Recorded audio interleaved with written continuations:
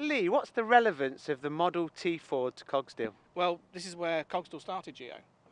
Stuart Cogsdill, when he first founded the company, was working with the likes of Henry Ford and the Dodge brothers for vehicles such as this, 1927 Ford Model T. Now, the relationship between Ford was significant in your history. That's correct, yeah. We were known as the problem solver. We were coming up with innovative tooling solutions to help put this car into mass production. So we were coming up with cost-saving tools, which is something that we still do today.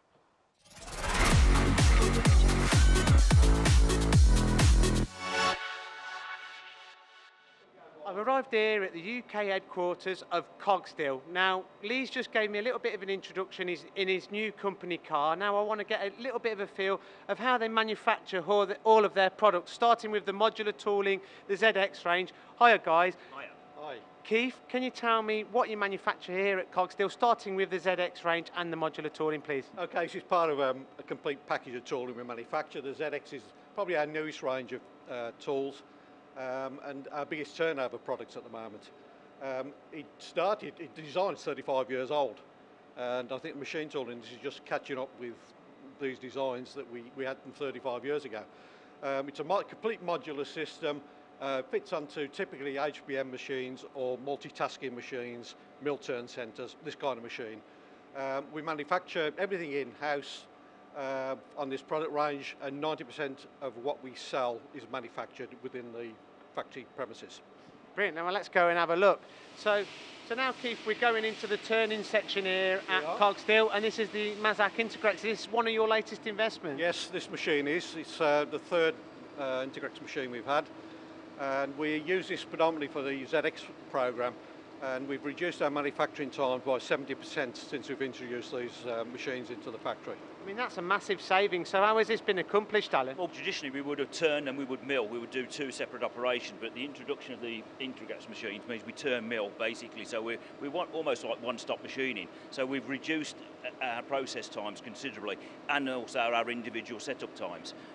So now we're in the milling section here, Keith. Now, what kind of products do you push through the milling section? Everything we manufacture in some one form or another, whether it's cages for burnishing tools, whether it's parts for the ZX program which are flat, recessing parts, generating head parts, so a multitude of different things. But we've gone away from the manual milling that has been traditional in the past because the people are not available in the marketplace. So we've had to go down this line and buy new CNC machines. And this is not your only latest investment, you're buying some new machines as well, aren't you, Alan? We've got a new VCM machine on order from Doosan. That's coming in to supplement some of our older machines, but it gives us, again, more capability. We've got traditional 3-axis machining and 3+2. And now, I've been touching on innovation, and now you've been invested in innovation, but you're also innovators yourself. You've got the diamond tip burnishing tool for milling there in the spindle. Yes. So how is that actually saving your customers money? What it actually does on large HPM machines that typically you use ZX program on, you can't grind on those machines, and people are looking for a polished surface. So rather than polishing, if you introduce this kind of tool onto that machine, it will give you a highly polished surface off a milled base. And it's a new innovation for us. You know, only people in the world that are currently manufacturing and selling this tool. Now, touching on grinding, where you can't use the tool, let's move on to the grinding section. Sure. Okay. We're in the grinding section now, Alan. Now, you've got a mixture of manual grinders and the latest technology, and how imperative is the grinding section to the products that you manufacture? Well, probably 70% of the items we manufacture are heat-treated and subsequently we grind. Yeah? So it's an integral part of actually making our finished components. We manufacture high-precision components which need grinding for fits, etc. We've got a traditional setup in the grinding section. We've got traditional machines, right? But we've invested recently in high-tech machines, which CNC. We've got CNC universal capability, and we've got CNC surface grinding capability. The addition of these machines give us range, and it gives us extra capability and extra capacity to do the jobs we're doing. Some of the components we're doing are bigger than what we used to have, but smaller batches, and this gives us the capability to produce those products economically and to a better quality. So here now in the assembly area, and these kind of products that we're seeing in front of us, you know, really emphasise and illustrate the kind of capabilities that you have here. What we do special purpose boring bars, bottle boring bars, and an MBT range. What we've got here is a bit of a hybrid tool. It's a boring bar that's been manufactured by ourselves, and a drive box which has been manufactured by ourselves. The drive box enables a machine with a U-axis to give additional drive. So we've got an actual capability to actually drive our tool on a machine that wouldn't normally have that capability.